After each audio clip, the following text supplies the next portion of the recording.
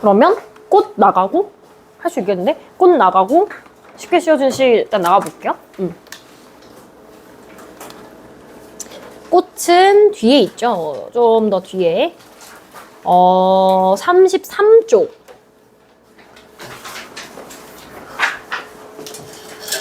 안 앉은 사람 없지? 응.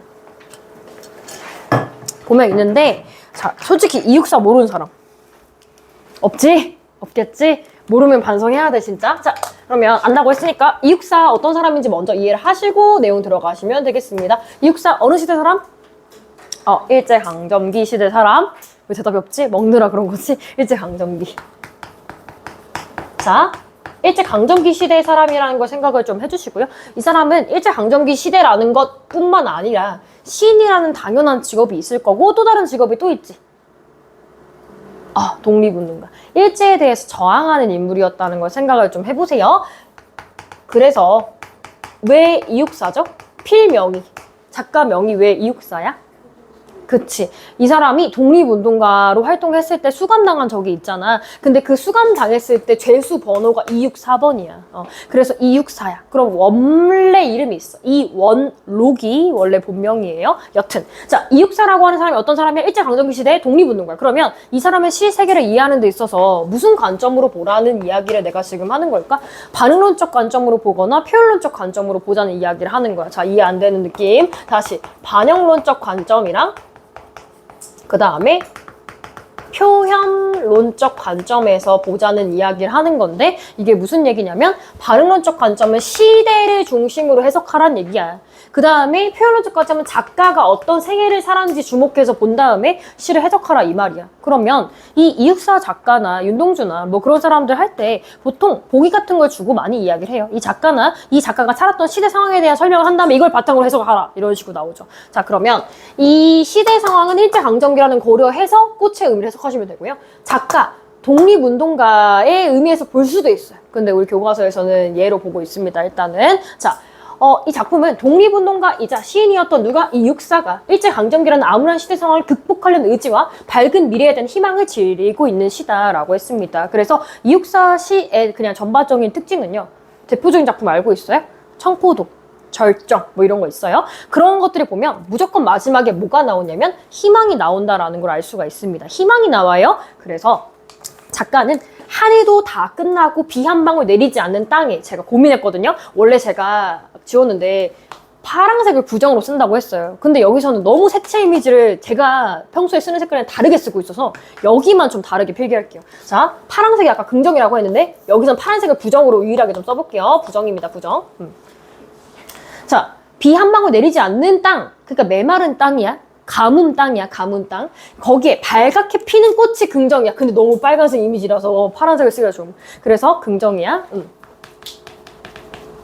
그래서 북쪽 툰드라의 찬 새벽, 툰드라 지역의 추운 새벽이 시련과 고난이야, 부정이야. 거기에도 꽃 맹아리, 그러니까 꽃봉오리라고 생각하시면 돼요. 걔가 눈 속에서 옴짝거리는, 움찔움찔 거리면서 새싹을 틔우려고 하는 그런 상황을 보여준다. 이게 무슨 말이야? 일제강점기라고 하는 시련과 고난 속에서도 희망을 잃지 말아야겠다라는 걸 꽃에 빗대어 썼단 얘기지, 그치? 그러면 나아가 극한의 환경 속에서도 생명력을 잃지 않고 결국 꽃이 가득 피어난 모습을 감각적으로 표현함으로써 뭐의? 광복. 광복의 기쁨을 미릴 우리 민족 희망적인 미래에 대한 확신과 기대를 노래하고 있는 그런 작품이다. 이해를 하시면 되겠습니다. 전반적인 흐름은 이런데요. 자, 볼게요.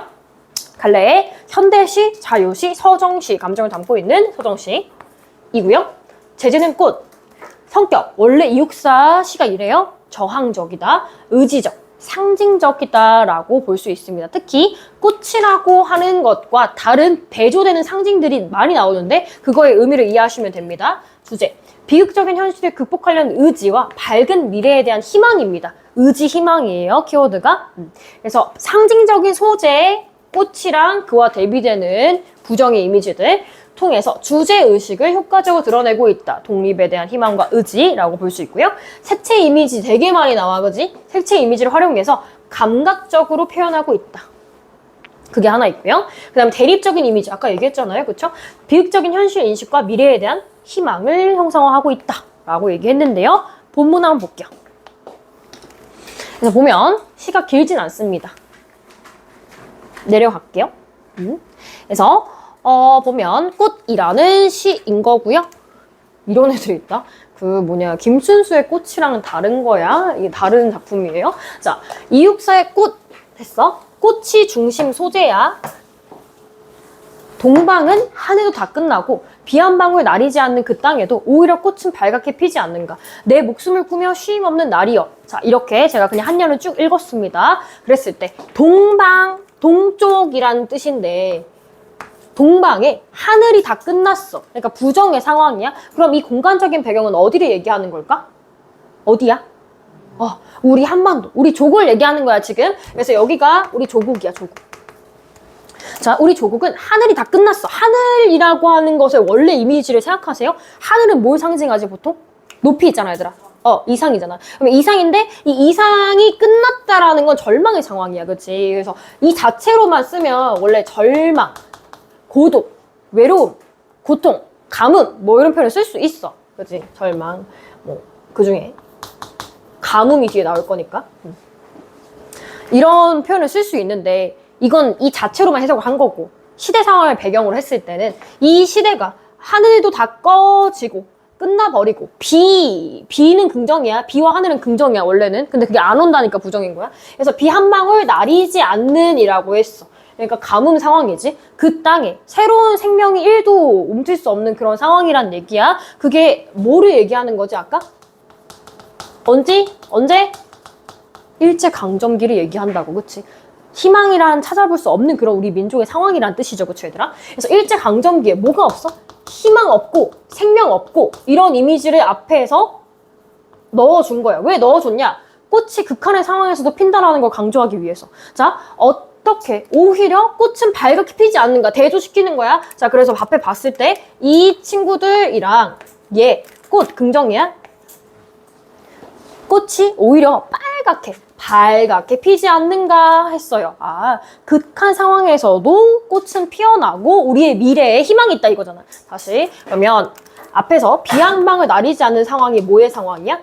극한 상황이야. 이런 극한 상황 속에서도 자리 없어가지고 밑으로 뺄게요. 꽃은 생명력과 희망을 가지고 있어. 근데 이거를 넓게 해석하면 뭐라고 볼 수 있냐면 우리가 가지고 있는 발언적 관점이야. 독립정신 뭐 이렇게 볼 수 있고요.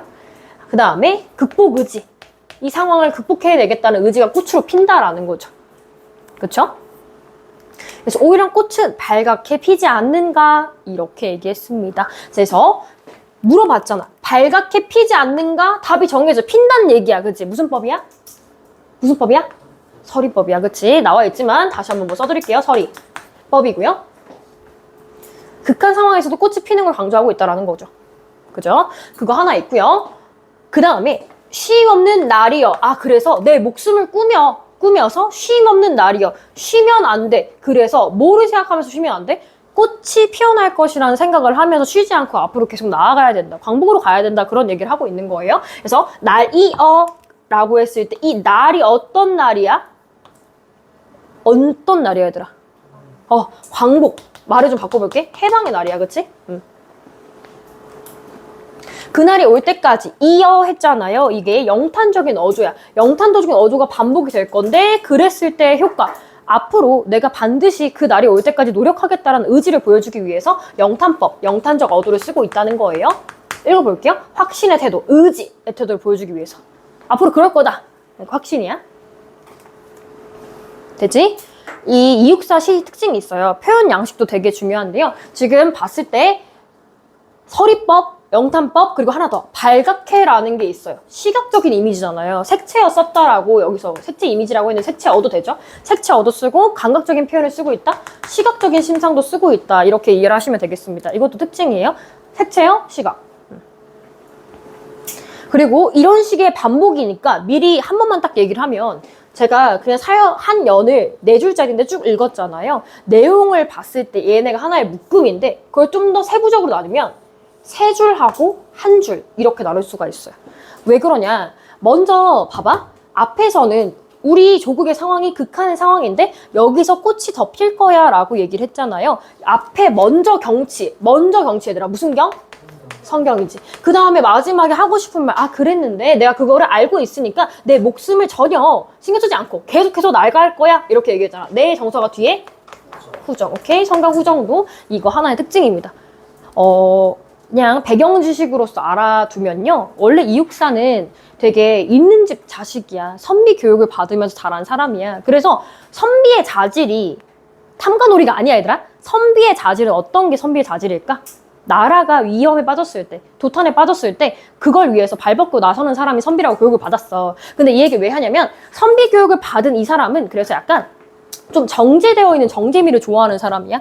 딱 형식적으로 완성되어 있는 걸 좋아한다는 얘기야. 그래서 먼저 경치 쓰고 그 다음에 정서 쓰는 이런 양식이 딱 정해져 있다 이거야. 어쨌든 그렇다는 얘기고, 다시 북쪽 툰드라에도 찬 새벽은 눈 속 깊이 꽃맹아리가 옴짝거려 제비떼 까맣게 날아오길 기다리라니 마침내 저버리지 못할 약속이여. 여기가 제일 유명한 구절이죠. 자, 북쪽 툰드라에도 차가운 새벽. 그러니까 차가운 새벽이니까 우리한테 시련과 고난을 주는, 다시 한번 무슨 상황? 극한의 상황이라고 얘기할 수 있습니다. 그거를 상징하고 있는 것이 바로 눈이죠. 시련과 고난, 고통, 우리 민족한테 추위를 전해주는 그런 대상이 되는 거죠. 근데 그 눈이라는 시련이 있는데 그 상황 속에서도 뭐가 옴짝거린다고? 꽃맹아리, 꽃봉오리, 꽃이 움튼다. 걔가 옴짝거린다는 건 움직인다는 거죠. 즉, 진짜 어렵게 쓰면 뭐 태동이 있다. 희망의 태동? 움직임이 있다? 태아의 움직임을 태동이라고 하잖아. 그렇지? 희망의 태동이 있다. 뭐 그렇게 할 수 있지. 그래서 제비떼가 까맣게 날아오길 기다리다니. 그럼 이 제비떼가 얘도 긍정이야. 왜냐면 원래 제비는 새잖아요. 제비? 날아오잖아요. 뭐의 이미지가 있을까? 독립의지? 자유의 이미지가 있지. 그래서 얘가 가지고 오는 자유의 이미지가 온다라는 거니까. 그래서 얘는 미래에 대해서 얘기하는 거예요. 올레자인데 안 써도 돼. 미래. 자, 미래가 까맣게 날아오기 기다려. 이런 애들 있어. 까마니까 또 부정. 그렇게 하지 말고 제비떼가 날아오기 기다린다고 했으니까 까마도 괜찮은 거야. 알겠지? 그래서 까맣게 이것도 당연히 위에서부터 이어지는 시각적인 심상 쓴다. 색채어 쓴다라고 얘기할 수 있습니다. 까맣게 긍정이에요. 자, 마침내 저버리지 못하다 강조하는 거야. 저버리지 못해. 뭐를? 약속을. 그러면 그 약속을 지켜야 된다는 얘기가 되겠죠? 그 약속은 어디에 대한 약속이냐? 날에서 이어지는 그 약속이에요. 광복에 대한 약속이 되겠죠. 그쵸? 마찬가지로 이어라는 표현을 통해서 영탄법 쓰고 있는 것도 확인 가능합니다. 그쵸? 그래서 영탄 쓰고 여기도 똑같아. 앞에 세 개 선정, 그 다음에 후정이야. 선경, 후정이야. 한 바다 복판, 한복판이란 뜻이야. 바다 복판에 용솟음 치는 곳이 있대요. 그러면 어떤 장소인지 좀 읽어볼게. 올라가는 거야. 왜냐하면 한 바다에서 물줄기가 올라온다라는 거니까. 얘는 무슨 이미지지? 올라가는 거? 상승적 이미지라고 얘기할 수 있습니다. 그리고 뭐 더불어서 얘기하면 바다에서 움찔거리면서 물줄기가 올라오는 모양새인 거잖아. 그래서 얘는 역동적이다도 얘기할 수 있어요. 상승적이고 역동적인 이미지다. 올라가서 거기에 바람결 따라 타오르는 꽃성에는 이룰성. 그래서 꽃성 완성됐다 생각하시면 돼요. 그래서 바람결 따라 그 용솟음 치는 곳에 뭐가 완성이 됐니? 우리 앞에 썼던 꽃의 이미지가 완성이 됐어. 아유, 아무 생각 없이 또 파란색으로 해버렸네. 얘들아, 빨간색이야, 긍정. 꽃성. 꽃성에는, 그 성에는, 그게 뭐야? 우리의 조국이야? 꽃으로 되어 있는 성, 희망으로 가득 찬 그 우리의 성에는 나비처럼 취하는 회상의 무리들아. 오늘 내 여기서 너를 불러보노라 라고 했습니다. 자, 꽃이니까 나비라는 이미지를 쓴 거죠. 꽃의 꿀을 따먹는 게 나비니까요. 그래서 그 조국의 희망에 취해 있는 나비가 누구야? 우리. 회상의 무리들아. 회상은 자기 자신을 되돌아보는 거 회상이잖아. 과거 회상. 자, 회상의 무리들이 바로 뭐야? 우리 민족이야. 민족. 긍정이야, 긍정. 그래서 여기서 그런 표현을 쓰면서 내가 확신하고 있잖아. 꽃이 언젠가 필 거라고, 해방할 거라고. 그래서 내가 여기서 너를 불러보노라 라고 했을 때 너가 여러 가지 의미가 있을 수가 있어. 희망을 상징하고 있으니까 민족을 부를 수도 있는 거고요. 민족을 부를 수도 있고, 넓게 보면 뭐 광복을 부를 수도 있다라고 할 수 있겠죠. 그래서 너를 불러보노라가 그 민족이야. 그죠? 돼요? 자, 뭐 이렇게 있고 수사법 한번 확인하고 넘어갈게요. 나비처럼 무슨 법? 같이 쳐놓듯이 직유, 직유 하나 있고 그 다음에 물이 들어. 알겠지? 불렀어? 불렀어? 도노법. 아이들아 도노법.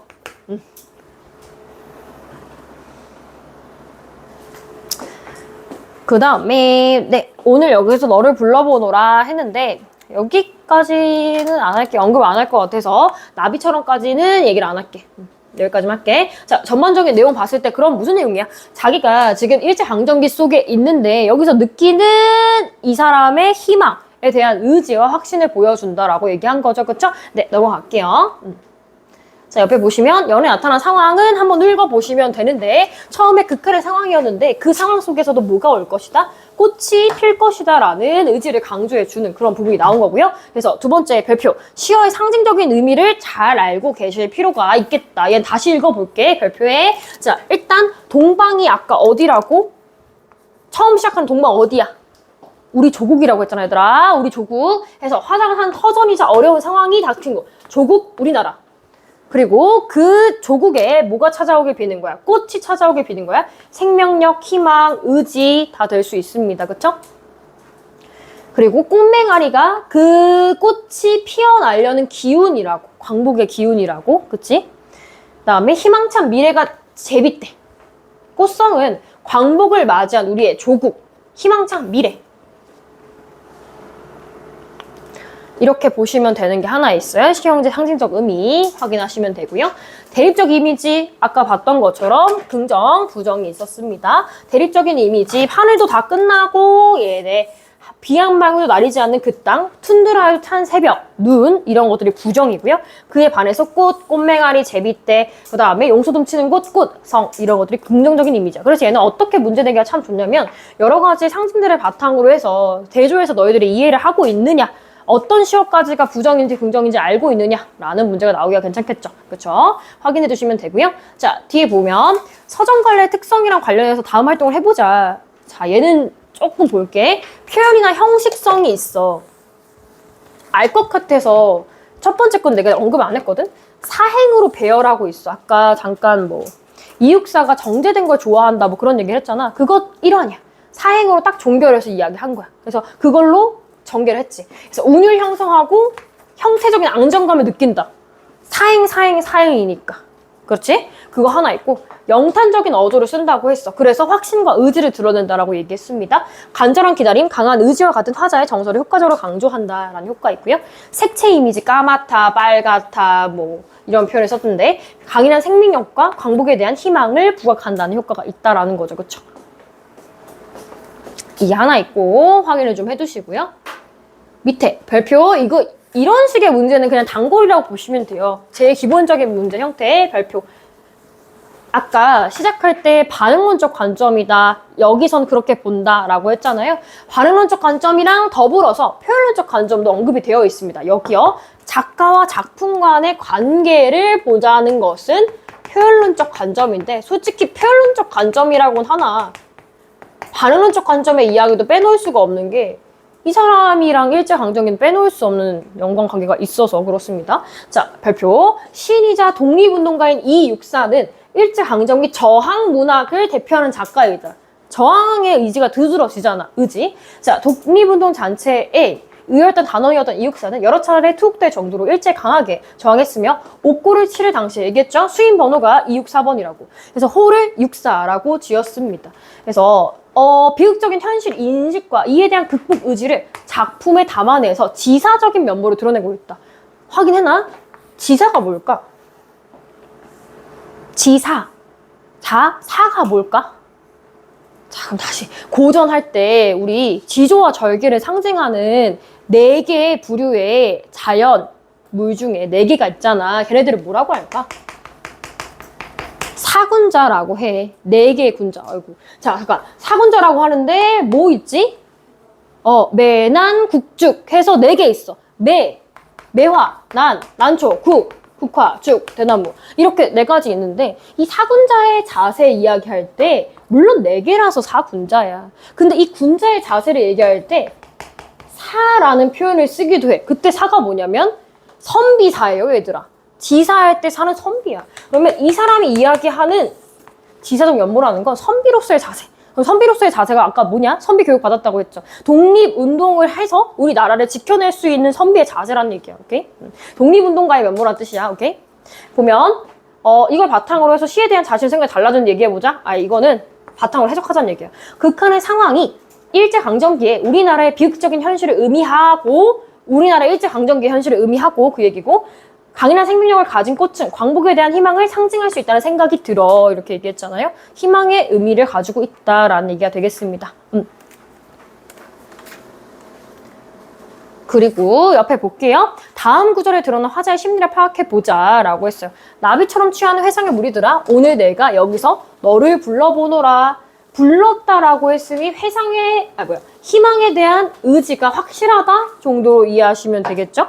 희망적인 미래를 생각하면 너를 불러보는 상황으로서 조국이 광복을 맞이한다는 미래가 반드시 올 거다, 확신. 기대와 확신의 정서가 담겨있다 생각하시면 되고요. 밑에 있는데 이거 들어간다고 했지? 아까 이게 조지훈의 낙하지, 그치? 설명할게. 이것도 뭐냐면 같은 소재를 쓰고 있는데 꽃의 의미가 정반대라서 비교하려고 나온 거예요. 앞에서 꽃의 의미가 얘들아 두 글자로 뭐라 그랬지? 꽃에서 광복 아니면 그 자체로만 해석하면 희망이라고 했다. 희망이라고 했다잉. 자, 근데 여기서는 그 꽃이 희망의 이미지가 아니라 부정적인 상황을 그냥 관조하고 바라보는 대상으로 나와. 반대야, 반대. 그래서 일단 보면 개관이 있는데 뒤인가 조지훈에 대한 얘기가 좀 나오나 모르겠네. 뭐 이 정도? 이거 먼저 읽을게. 자, 작가 조지훈의 삶과 문학적 경향에 대한 정보야. 그러면 조지훈 어떤 사람이냐? 이 사람도 물론 일제강점기랑 연관이 되어 있긴 한데 좀 더 뒤에요. 그래서 조지훈은 박두진, 박목월과 함께 청록집을 발간하여 청록파로 불리는 시인이다. 초기에는 고풍의상, 승무는 아실 것 같고 봉황수 같은 작품을 썼는데 전통적인 소재를 통해서 고전의 미를 추구하며 전통적 서정성을 발전시킨 작품을 많이 썼다. 뭐 이렇게 얘기했습니다.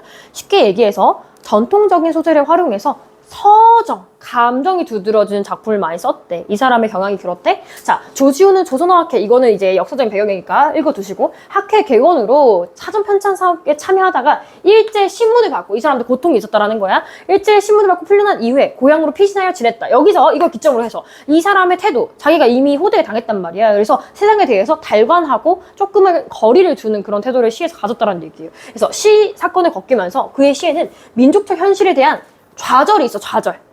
희망이랑 다르다는 얘기야. 이육사랑 비교된다는 얘기야, 지금. 그래서 방랑하는 정서가 들어있다. 방황하는 정서가 들어있다. 그래서 이육사처럼 확신을 가지고 희망을 얘기하기보다는 이 상황에 대해서 현실 속에서 느끼는 안타까움, 슬픔, 단념 뭐 이런 게 드러난다는 거지. 그래서 보면 광복 이후에는 뭐 고등학교 국어고사와 대학교 교수를 영입하면서 활발한 창작활동을 하였고 6.25 전쟁, 이건 후반부 얘기인데 6.25 전쟁도 겪은 사람이기 때문에 이런 시대상도 나와요. 그래서 역사적인 초용들을 겪으면서 전쟁의 참상을 다루는 시를 창작하기도 하였다라는 얘기입니다. 그러면 다시 볼게요. 앞으로 가서 자, 조지훈의 낙화 있어요. 그거 아니야? 가야 될 때를 알고 가는 사람의 뒷모습이 얼마나 아름다운가 그거 말고 다른 거예요. 그거는 자, 현대시, 자유시, 서정시라고 하는 특징이 있고요. 주제, 떨어지는 꽃을 보며 느끼는 삶의 비애. 봐봐.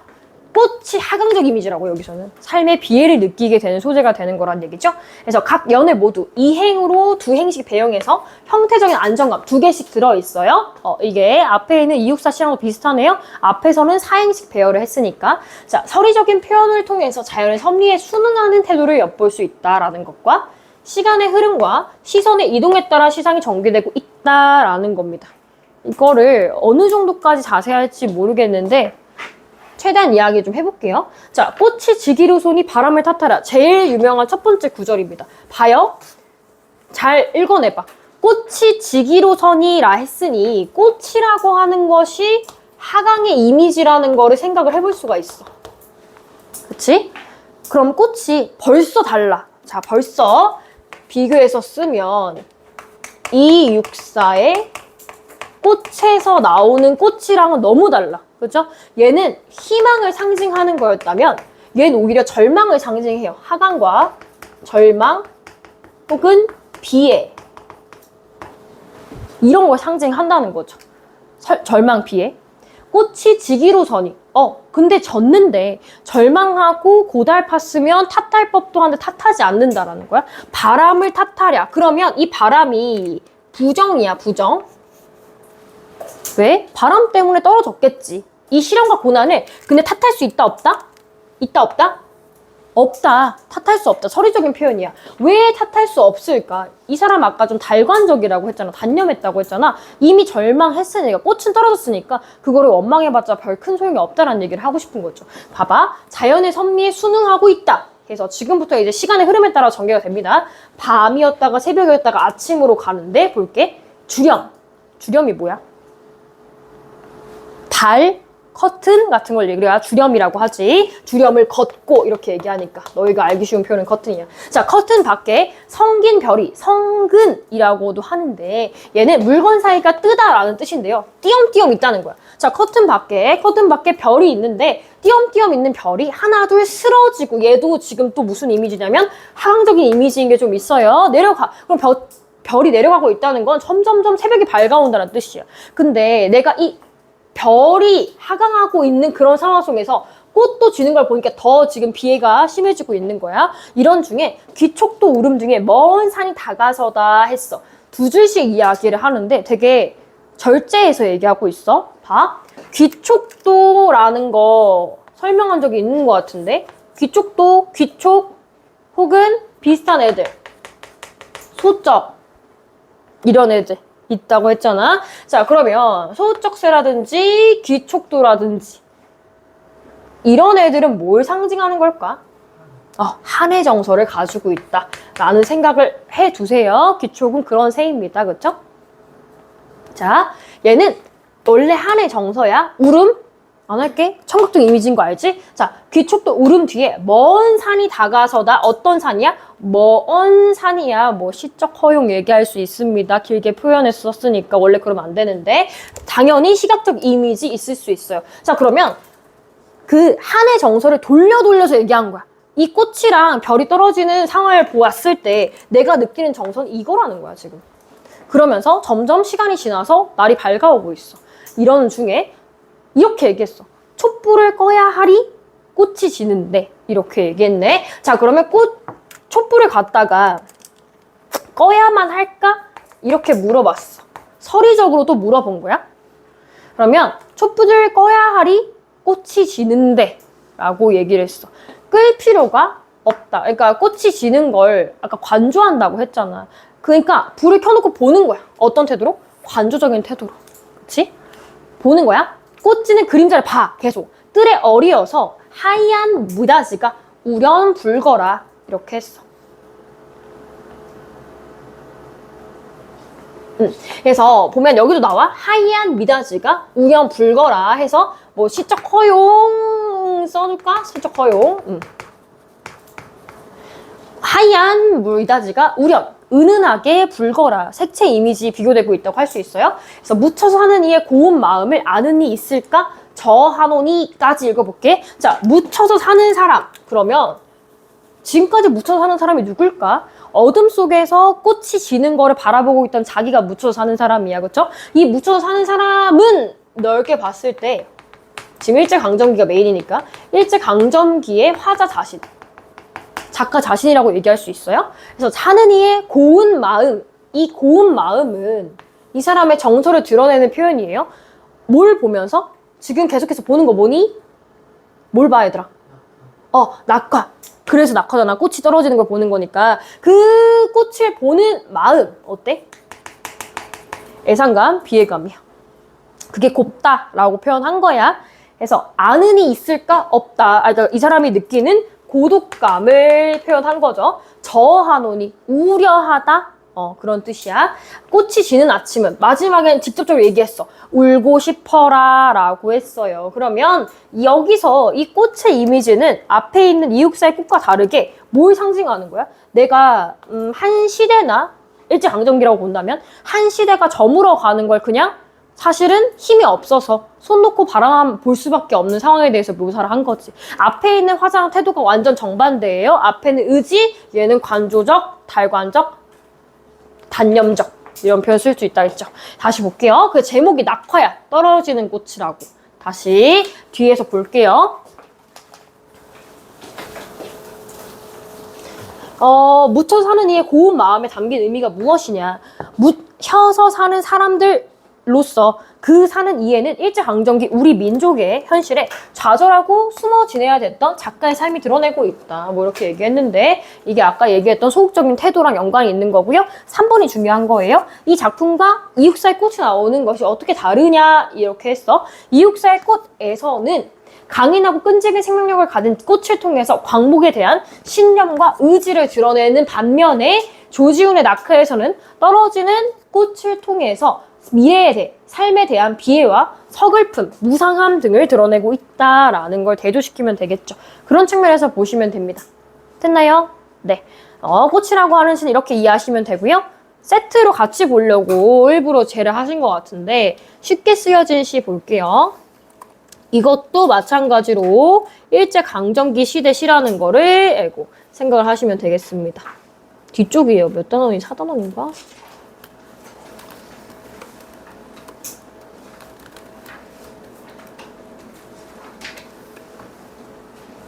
응. 387쪽.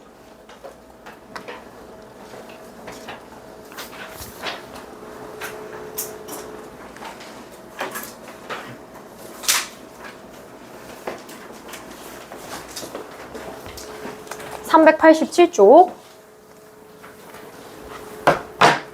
자, 볼게요. 윤동주의 작품 중에 유명한 작품이 너무 많죠? 자, 윤동주의 작품 중에 알고 있는 거.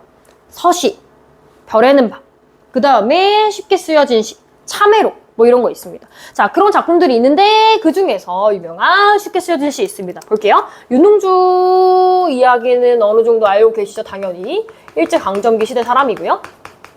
한국인들이 제일 사랑하는 시인이잖아. 그래서 윤동주가 이 일본 유학 시절에 쓴 것으로 추정되는 시야. 그래서 얘는 좀 디테일하게 일제강점기 시대인데 그 중에서도 윤동주가 일본 유학을 했던 시점이라는 게 티가 나는 부분이 있어. 첫 번째 부분에 있어. 그거를 보면 되는데 자아를 성찰한 이후에 자기 삶의 방식, 방향을 제시하는 화자의 모습을 솔직하고 섬세하게 보여주고 있다라고 했는데요. 여기서 추가적으로 윤동주에 대한 이야기를 좀 하죠. 자, 윤동주는 대부분의 시의 내용이 이거야. 뭐지? 자기 자신을 되돌아보는 거야. 성찰이야, 성찰. 그래서 이 윤동주는 자기 자신의 행동에 대해서 거의 부끄러워해. 왜 부끄러워하냐면 자기가 이 일제강점기를 살아가는 지식인이자 시인이자 독립운동가로서 조금 더 적극적으로 활동했어야 되는데 그러지 못한 자기 자신에 대한 반성의 내용이 있거든요. 근데 이 반성이랑 더불어서 항상 뒤에는 뭐가 나오냐면 반성만 하는 게 아니라 되게 희망이 꼭 나옵니다. 희망이 나와요. 그래서 내가 이 상황을 다시 극복해낼 것이다. 앞으로의 미래가 밝을 것이다 라고 하는 내용이 꼭 나옵니다. 그걸 생각을 좀 해두시고 보시면 좋아요. 그래서 자아 성찰하고 삶의 방향을 제시한다는 게 희망이야. 다시 화자는 절망에만 머물러 있는 것이 아니라 등불이라고 하는 희망을 통해서 현실을 극복하려는 의지를 드러낸다라고 얘기했죠.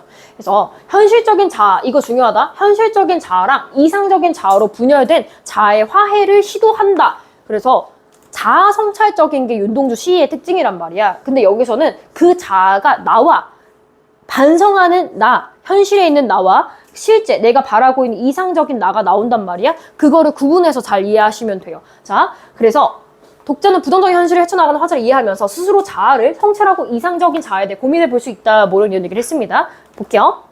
현대시, 자유시, 서정시. 주제. 암울한 현실, 일제강점기죠. 여기를 살아가는 지식인의 자아 성찰 하나, 그 다음에 희망 하나, 현실 극복 의지 나와 있고 밝음과 긍정, 어둠, 부정의 이미지를 대립시켜서 부정적인 현실과 극복 의지를 드러낸다라는 특징이 하나 있고요. 현실적인 자아 따지면 세모예요. 그 다음에 이상적인 자아, 긍정의 자아가 대립하고 마지막에 화해, 악수라는 표현을 쓰는데 그거를 볼 수 있다. 그 다음에 감각적인 이미지를 사용해서 시적 대상을 구체화하고 있다. 그래서 이 사람이 지금 어느 상황에 처해 있는지가 여러 가지 심상을 통해서 나온다라는 거죠. 자, 그러면 볼게요. 쉽게 쓰여진 시.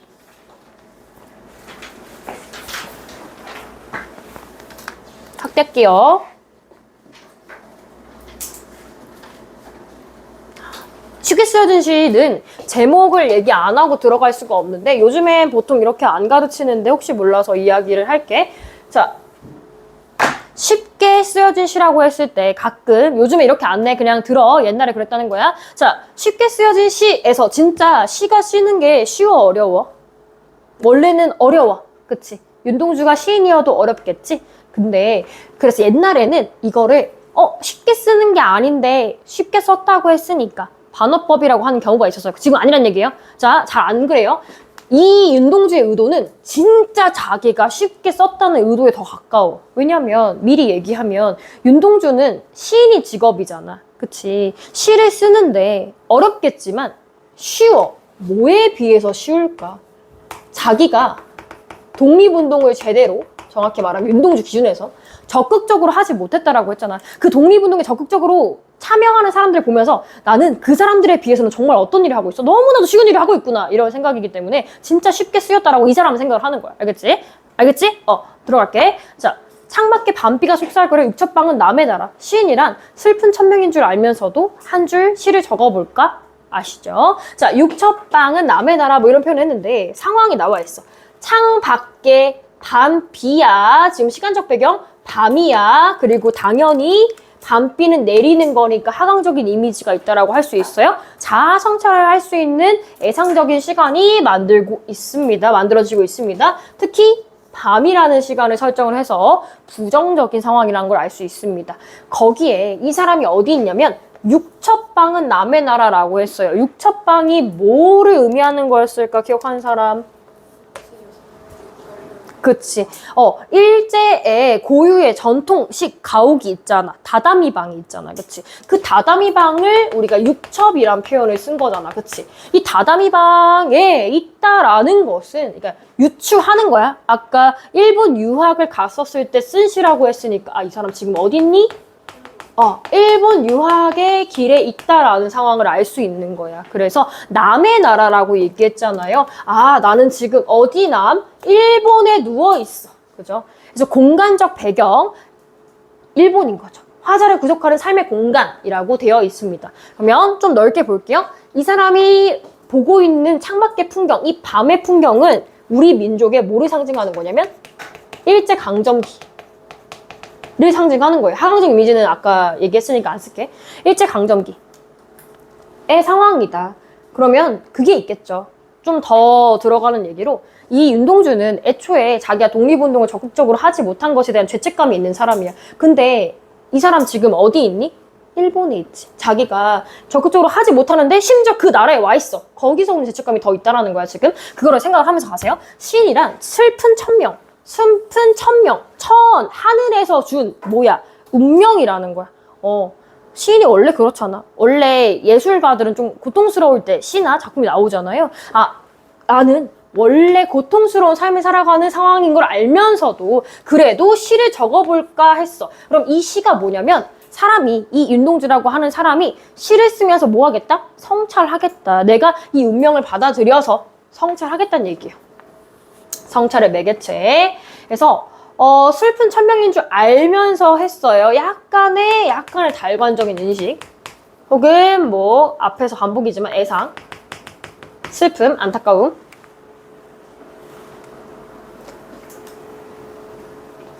그래서 한 줄 시를 적어볼까 해서 이런 표현을 쓸 수 있어. 봐. 내가 아무리 부정적인 상황이어도 나의 업을, 그러니까 직업을 뭐 하지 않는 거야? 버리지 않는 거야. 이런 걸 뭐라고 하냐면 소명의식이라고 얘기를 해요. 소명. 내가 반드시 해야만 하는 일, 그런 걸 소명의식이라고 하는데 운명할 때 명을 씁니다. 소명의식. 이어서 뭐의 면모를 뭐 엿볼 수 있다라고 얘기하냐면 지식인의 면모를 엿볼 수 있다라고도 해요. 그러면 내가 시를 쓰면서 스스로를 반성해 볼 텐데 내가 지금 어떤 상황이냐면 땀내 앞 사랑내 포근히 품긴 보내주신 학비 봉투를 받아 대학 노트를 끼고 늙은 교수의 강의 들으러 간다. 일본에 뭐 하러 왔다 그랬죠? 유학하러 왔다라고 했는데요. 이거 그냥 온 게 아니잖아. 부모님의 사랑을 받아서, 부모의 사랑, 어머니 아버지가 피땀 흘려가지고 번 돈으로 내가 지금, 그럼 적어도 어머니가 그렇게 지원을 해주셨으면, 부모님이 지원을 해줬으면 적어도 내가 좋은 강의를 듣고 내 자신을 성장시켜야 되는데, 늙은 교수의 강의를 들으러 간다는 건 여러 가지 의미가 있겠죠. 자, 일본에서 늙은 교수라고 했으니 그 당시의 현실과는 굉장히 거리가 먼 낡은 지식, 기성세대의 지식이라는 걸 알 수 있겠죠. 그러니까 별로 그 돈으로 일어나, 그 돈으로 별로 유의미한 공부를 하고 있지는 않다라는 얘기를 하고 싶다라는 거죠. 그래서 자기가 느끼는 시대 현실과의 괴리감을 지금 이 사람은 느끼고 있어. 무슨 얘기냐? 다른 사람들은 저렇게 아등바등 열심히 독립운동하는데 나는 지금 여기 공부한다고 와서 앉아있는데 그 공부마저도 별로 좋은 공부를 하고 있지 않다라는 것에서 오는 괴리감이라는 거죠. 그렇죠? 다시 시대 현실과의 괴리감을 느끼고 있다. 그래서 윤동주 씨의 특징은 과거 회상을 하는데, 생각해보면 어린 때 동물을 하나 둘 죄다 잃어버리고, 이게 뭐야? 일제강점기의 상황이야. 난 특히 유학을 와 있으니까 동료나 친구나 아무도 없겠지. 과거로 돌아갈 수가 없어. 외로움과 상실감을 느끼고 있어요. 그래서 조국의 고통이라고 적을 수는 있겠지. 조국의 고통, 잃어버렸다라는 거. 여기 중요? 자, 그러면 여기까지 느낀 정서. 아, 나 지금 일제 상황 속에 있는데 이런 일본 유학 속에서 무의미한 교육을 받는 것에 대한 성찰을 했어. 그리고 성찰하고 이 다음에 하강 이미지 있는데, 나는 무얼 봐라. 나는 다만 홀로 침전하는 것일까. 침전이란 말 중요합니다. 나라고 했어. 나가 나왔는데 여기서 나는 어떤 나냐. 교과서에서는 네모로 했죠. 자, 나가 현실적에 있는 나야. 현실 세계 속의 나야. 이 내가, 그럼 나 여기 왜 있지? 무얼 바라서, 대체 뭘 하려고 돈까지 써가면서 여기에 있는 것일까? 그러면서 성찰을 느끼고 완전히 가라앉는 이미지야. 여기서 침전이라는 거, 침전물 할 때 침전을 생각하시면 돼. 가라앉는 거야. 그래서 무기력한 삶의 모습, 완전 하강적 이미지고요. 여기서 이 사람이 느끼는 정서는 회의감이야. 아, 나는 여기 왜 있을까? 다른 사람들처럼 행동하지 않고 왜 여기 앉아서 있는 것일까? 라는 성찰의 이미지가 제일 두드러지는 그런 부분이에요. 회의감. 그래서 주제가 나와. 여기. 제목이 쉽게 쓰여지잖아. 인생은 살기 어렵다는데, 이 인생은 일제강점기 속에서의 우리 조국의 민족을 얘기할 수도 있고요. 혹은 독립운동가를 얘기할 수도 있고요. 우리 그냥 조국을 얘기할 수도 있어요.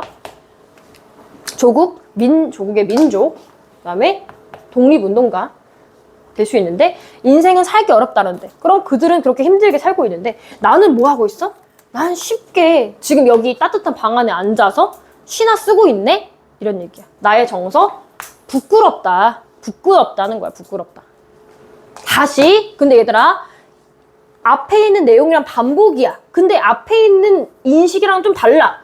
다시, 그러면 내가 뭔가 잘못된 삶을 살고 있다는 걸 인식한 이후에 다시 내가 있는 방을 바라봤어. 유첩방은 남의다. 나 지금 여기에 있구나. 창밖에 밤비가 속살거리는데, 여기서부터 뭐가 나오냐면 시상의 전환이야. 변주가 있잖아. 밤비가 속살거리는 이 상황 속에서 내가 해야 될 것은 이거라는 거야. 다시, 등불을 조금 밝혀서 어둠을 내몰고 시대처럼 올 아침을 기다리는 최후의 나. 끝까지 읽을게. 나는 나에게 작은 손을 내밀어 눈물과 위안으로 잡는 최초의 약수라고 했어요. 그래서 여기까지는 하강적 이미지였다가 다시 올라가는 거야. 올라가서 그거를 극복해내겠다는 의지가 드러나는 거죠. 등불은 원래 조금 고전적인 소재잖아요. 희망을 준다라고 하는 희망의 불빛. 그래서 얘는 뭐 광복, 해방의 불빛이라고 이해하시면 되고요. 여러 가지 이미지 다 나와 있는데 제가 교과서에 나와 있어서 안 쓴 거지만 아셔야 됩니다. 등불, 저항의지, 극복의지 라고 보시면 되고요. 자, 어둠을 조금 내밀고, 어둠이 뭐지? 일제강점기 혹은 일제, 암울한 현실, 부정을 조금 내몰아. 그러니까 희망이지. 시대처럼 올 아침, 그게 뭐야? 얘는 정확히 해야 돼. 등불을 통해서 아침이 밝혀지는 데까지 가는 거잖아. 햇빛이 있는 데로 가는 거지. 그럼 얘는 광복과 우리의 미래, 조국의 아침이지. 그걸 기다리는 최후의 나, 마지막의 나야. 성찰 다 했고 마지막의 나야. 얘랑 처음에 침전했던 나랑 얘랑 다른 나야, 다른 나. 그래서 나는 성찰을 다 마친 이후에 어디 있는 날 보냐면 이상적이고 내면적으로 존재하는 나를 보는 거예요. 그렇죠? 그 나를 보면서 나는 나에게 작은 손을 내밀어 눈물과 위안으로 잡는 최초의 약수라고 했어요. 이 나가 어떤 나야? 손을 먼저 내밀어. 성찰을 다 끝내고 손을 내미는 거니까 얘는 긍정의 나야. 이상적인 이미지야. 그리고 이 나는 현실에 있는 나지. 그치? 그러니까 이거인 거야. 악수를 하는 거야. 나와 나랑. 그래서 작은 손을 내밀어서 먼저 손을 내밀었다. 즉 화합이라고 하죠. 화합과 화해를 먼저 내 이상적 자아가 시도를 했고 눈물과 위안을 잡는 최초의 악수 별표 2번. 자, 악수라고 했는데 악수의 이미지가 원래 이미지가 그 정치인들 보면 꼭 그런 선상에 서면 기자회견장 같은 데 서면 뭘 해요? 악수하고 시작하지. 악수는 뭐의 의미일까? 평화야. 안정과 평화를 상징하는 이미지가 있어요. 근데 두 손이 맞잡았다. 누가? 내랑 내가. 자, 분열된 두 자아가 화해했다. 화합했다. 이런 걸 알 수 있어. 그래서 이 시는 자기 성찰을 바탕으로 해서 결국에는 자아가 합일되는 과정까지 가는 긍정적인 내용의 시라고 보시면 되겠습니다. 됐나요? 자, 뒤갈게요. 그래서 옆에 보면 자아의 대립과 화해, 현실적인 자아하고 내면적인 자아가 대립했어. 발표. 하지만 악수를 통해서 마지막에 화해를 했다라고 하는 것이 중요한 거죠. 그렇죠? 별표 한번 해두시고요. 대입적인 이미지. 위에서 계속 나왔는데 밤비, 육척방, 어둠 얘네들은 부정의 이미지고요. 밝음의 이미지는 등불과 아침이라고 생각하시면 됩니다. 다시 보면 이렇게 대비시켰을 때의 효과, 이 사람의 처해 있는 부정적인 현실을 강조하는 효과가 있고요. 더불어서 현실에 대한 극복 의지를 더불어 강조하는 효과가 있다. 태도 변화, 무기력, 반성, 희망으로 가면 되죠.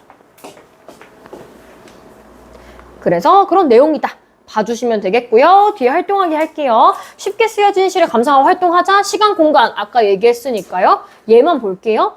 2번에 쉽게 쓰여지는 것이 부끄러운 일이라고 하는 까닭을 말해보자. 얘는 정확히 읽자.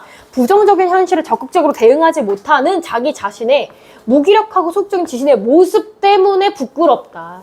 그래서 내가 하는 일은 하등 현실과는 거리가 있는 일이다라는 걸 스스로 느꼈기 때문에 쉽다라고 한 거예요.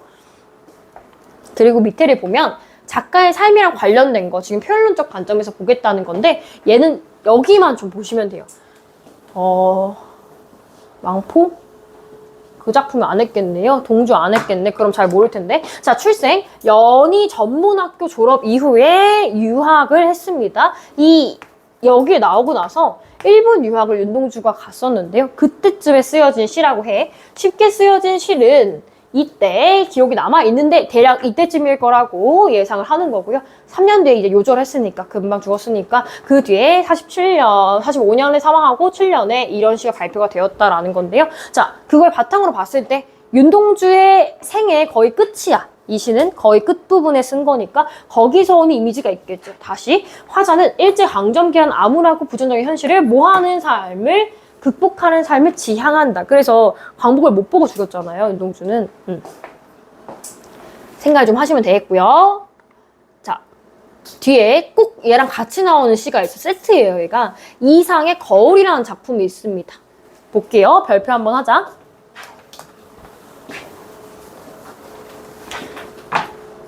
고2니까 우리 교과서에 있었던 게 소설가 구보씨의 일일만 있었던 것 같은데 이 고2 때 보통 배우는 소설이 있어요. 이건 그냥 보세요. 이상의 날개라는 소설을 보통 한 번씩 봐요. 이상 작가야. 그래서 그 얘기를 하는 거야.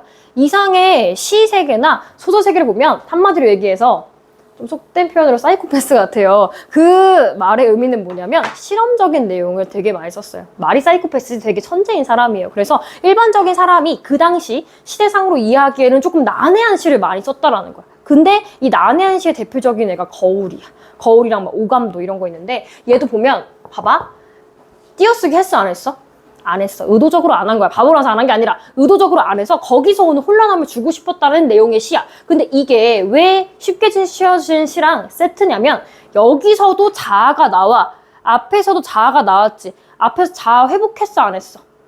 회복했지? 화합했잖아. 여기선 안 했어. 그래서 비교해서 나와. 자, 일단 볼게요. 현대시 자유시고요. 얘들 다 했어. 좀만 힘내봐. 현대시 자유시고요. 주제, 자아 분열의 양상, 완전 분열하고 현대인의 불안 심리를 드러내고 있는 이상의 작품입니다. 그래서 이상의 작품에서는 분열된 자아가 많이 나오는데 좀 보자. 현실적인 자아와 내면적인 자아가 나와. 그래서 앞에 있는 쉽게 쓰여진 식의 나와 나 밑줄 쳐놓고 여기 있는 나 구분하는 문제가 나온다는 거지. 좀 봐봐. 여기서 분열, 대비, 단절이 드러나는데 띄어쓰기 무시했거든요. 그래서 단어나 구절을 붙여 쓰는 실험성이 드러난다. 난해하다는 얘기야, 한마디로. 볼게. 우리는 띄어서 읽어야 돼. 거울 속에는 소리가 없소. 저렇게까지 조용한 세상은 참 없을 것이오. 했어. 거울 중요. 이게 뭐의 매개체냐? 나는 거울 안에 비춰져 있는 또 다른 나를 보고 있어. 그치? 이 거울을 통해서 내가 내 자아를 마주할 수 있는 매개체가 되는 거야. 원래 거울이라는 거는 윤동주 시에서는 거울이나 우물 같은 거는 성찰의 이미지인데 여기서는 자아를 만나는 정도의 의미야. 그래서 저렇게까지 조용한 세상. 그렇죠. 거울 안이 시끄러울 리가. 나를 그냥 비추는 건데. 조용한 세상은 참 없을 것이래. 그렇지? 단절감을 느끼는 거야. 여기는 시끄럽고 여기는 조용하다는 거지. 그치? 그 조용한 세상은 없을 것이다. 거울 속에서 내게 귀가 있어. 내 말을 못 알아듣는 딱한 귀가 2개나 있어. 나랑 똑같이 생겼으니까 내가 있는데 여기 있는 이 거울 속에 나가 내면의 자아야. 내면, 나 안에 있는 자아야. 근데 얘가 내 현실에 있는 나의 말을 못 알아들어. 왜냐면 거울에 있는 나인데 내 말을 들을 리가 없잖아. 그치? 못 알아듣는 딱한 귀가 있다라고 했으니 이 말은 나 자신이 내면적인 써져 있네. 내면적인 나 자신이 안에 있는 나랑 소통하지 못하는 소통의 단절이야.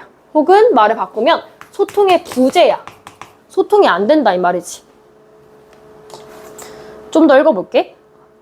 뭐 하려고 했냐면 거울 속에 나는 왼손잡이요. 그쵸? 반대니까 왼손잡이죠. 당연한 얘기인데 내 악수를 받을 줄 모르는 악수를 모르는 왼손잡이. 왜냐면 서로 손이 반대니까 절대 악수를 할 리는 없어. 화합을 할 리는 없어. 그럼 얘가 중요하겠지. 왜냐면 앞에 있는 쉽게 쓰여진 시에서의 악수는 화합의 의미인데 여기서는 화합에 실패했다라는 거니까. 못했다라는 거지. 대비. 그래서 여기서 거울 속에 나가 내면적 자. 그거한테 악수를 청하는 내가 현실적 자아야. 네, 좀 읽어볼게. 거울 때문에, 단절 때문에 나는 잘 구분해야 돼. 안 나와 있어가지고 나가 이 안에 있는 나는 아이고 미안 색깔 실수했네. 나 따라와야 돼. 거울 때문에 나는 현실적인 나는 거울 속에 있는 나를 만져보지를 못하는 구려마는. 그치? 거울 속에 있는 내면적 자아를 못 만진대. 거울이 아니었던들 내가 어찌 거울 속에 나를 만나보기만이라도 했겠소. 이렇게 얘기했어. 거울 속에 있는 내면적인 나를 거울이 없었다면 만나지 못했을 거예요. 그러니까 양면적인 의미가 있어. 단절이자 동시에 연결이야. 그래서 양면성.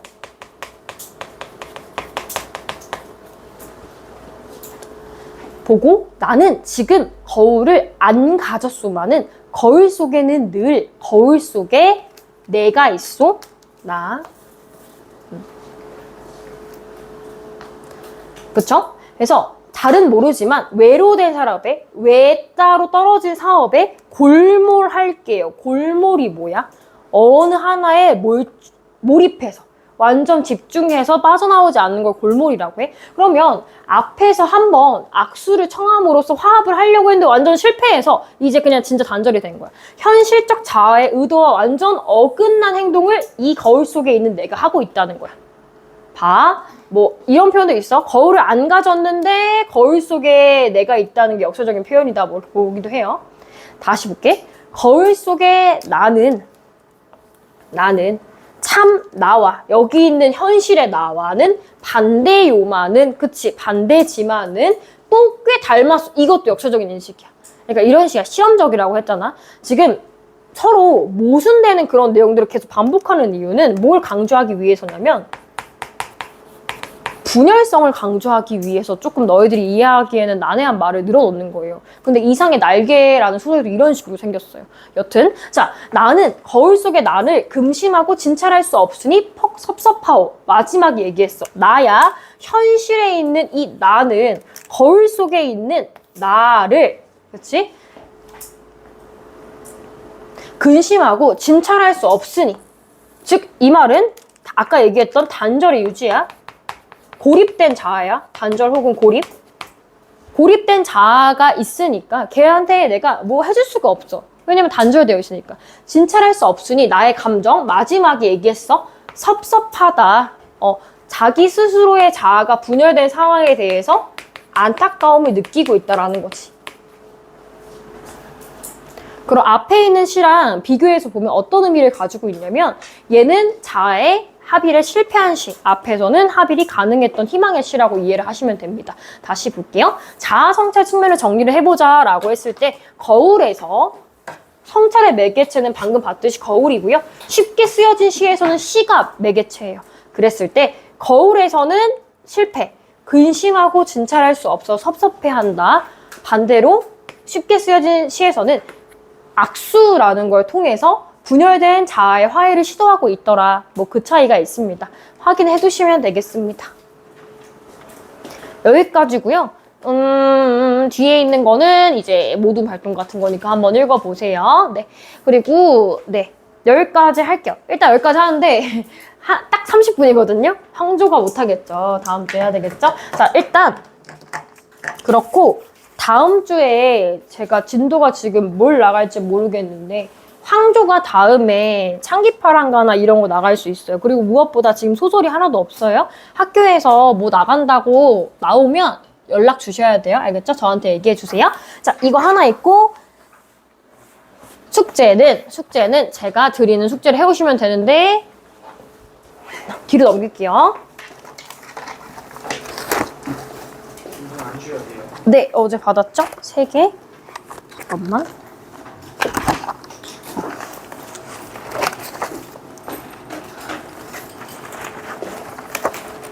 네. 자, 승민이 빼고 넘겨주시고. 자, 이거는 이제 그게 있어요, 얘들아. 이거 원장 선생님 반 애들한테 나가는 숙제인데 공통으로 나가긴 할 거예요. 이 내용은 뭐냐면 평가 문제집이랑 작품 수록되어 있는 저희 책이 있어요. 거기 있는 내용이 들어가 있습니다. 기본적인 문제, 그리고 여러분들이 정리할 수 있는 내용이 들어있는데요. 아마 진도를 갖게 나가셨을 것 같아가지고 오늘 수업했던 내용 다 들어있을 거예요. 풀어 오시면 되고요. 그리고 이거는 제가 그럴 줄 몰라서 만들긴 했어요. 근데 제가 이거는 참고하는 차원에서 드릴게요. 원래 아마 제가 그렇게 할 것 같아요. 이 문제가 있는데 어쨌든 제가 만든 건 아니니까 네, 참고차 드리는 건데 승민이는 내가 올 줄 몰라가지고 준비 못했으니까 끝나고 받아가. 자, 뒤로 넘겨주시고 잠깐만. 이거는 얘들아 어떻게 할까?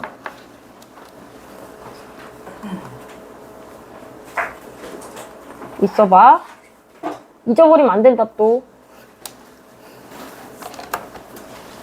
봐요. 기본적으로 그 망포 드렸던 문제 있죠. 그 스프링 달려있는 거. 걔를 우선적으로 푸시고요. 여기 있는 문제는 추가적으로 드리는 거니까 그 몇 개는 풀어보세요. 알겠죠? 양이 좀 적을 수 있어요. 저기만 풀으면. 그래서 일단 제가 체크하는 거 전체 풀지 마시고 제가 체크하는 것만 일단 우선적으로 풀어보세요. 뭘 푸냐.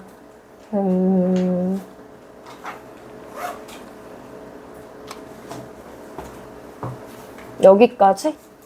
앞에 4개 정도?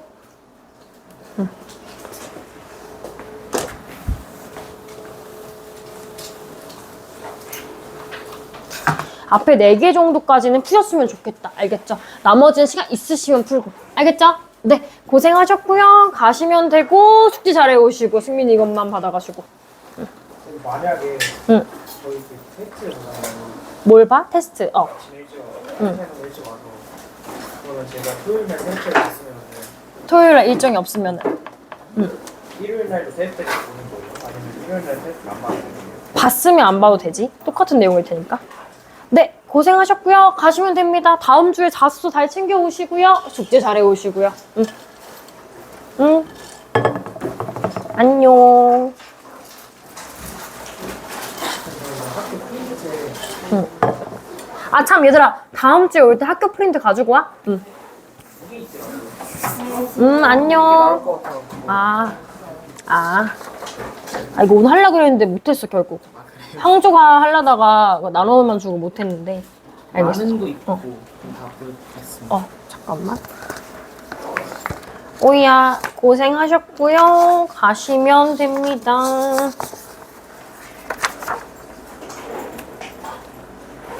영어를 갖다 바로 앞으로 잘하는 거 있고 잔뜩 읽지? 수학 있고 영어 있고 오늘 풀이야? 네? 오늘 풀이야? 거의 그렇다가지고 응. 이거 하면 안녕. 응. 응. 도서관 가야죠. 그렇군. 어디 보자. 선생님, 저의 유일한 희망을 봐서 그래.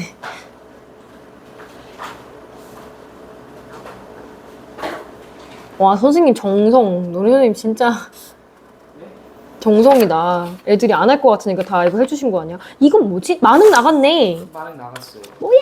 몰랐어. 그래요? 응. 저 요즘 많이 나갔는데 어쩌고 아, 그래? 몰랐어. 난 만능 안 한 줄 알았지. 그러면 잠시만. 우리 안 한 게 황조가랑 만능 안 했죠.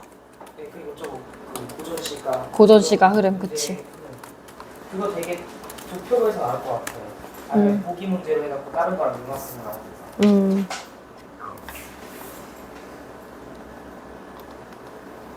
아직 나온 건 그거 단분은 뭐랬고